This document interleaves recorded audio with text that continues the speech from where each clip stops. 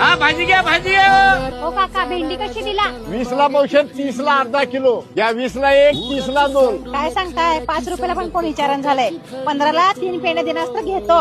काय सांगताय? 10ला अर्धा किलो देणार असला तर घेतो. अहो मॅडम, इमानात मेलं तर 1 कोटी रुपये, रेल्वेत मेलं तर 10 लाख रुपये, आणि शेतकरी मेला तर 1 लाख रडून करून 1 लाख रुपये. अहो मॅडम, रात्री अहोरात्री शेतकरी पाणी पाजायला शेतात जाते, तिला साथ चावते.